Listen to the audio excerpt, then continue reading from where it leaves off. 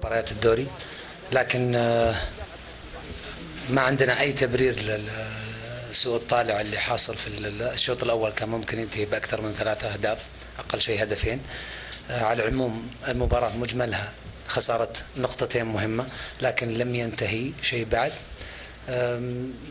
هذه حال كرة القدم، أحيانا ما تمشي كرة القدم حسب ما يهواها البني آدم، لكن متأكدين من أن العمل مستمر ولا زال الدوري طويل جدا جدا، ومجرد هذه الكبوة مجرد وقت، لكن الدوري متأكد بإذن الله أنه سيكون لنا كلمة فيه، زي ما أنا متأكد أني في المؤتمر الصحفي.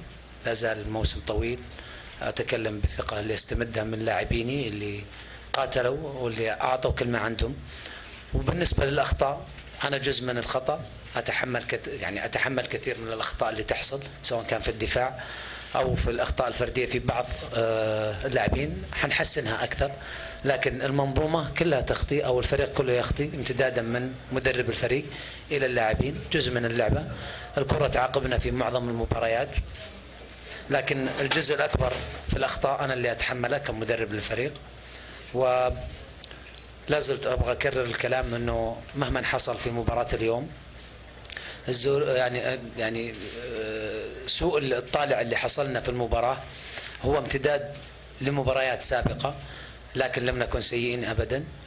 راضي تمام الرضا عن أداء اللاعبين في معظم فترات المباراة. كنا الأفضل وكنا الأقرب للتسجيل، أعتقد كانت في فرص كثيرة. تغير بعض اللاعبين، سيكون هناك أيضا تغيير. كان هناك تغيير في بعض المراكز. لعبنا في آخر المباراة ب3 مهاجمين صريحين و2 على الأطراف. ما كان في غير لاعب واحد في الوسط اللي هو عادل هرماش، ورغم ذلك كانت عندنا ممكن إمكانية تسجيل.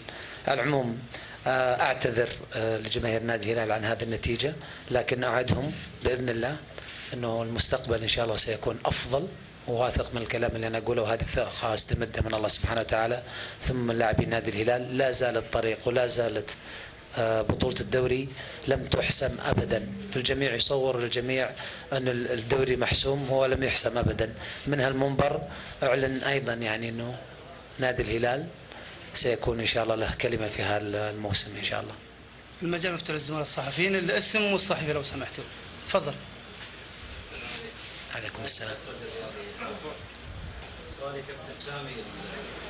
ما يشتغل الميكروفون. الصوت يا مازن.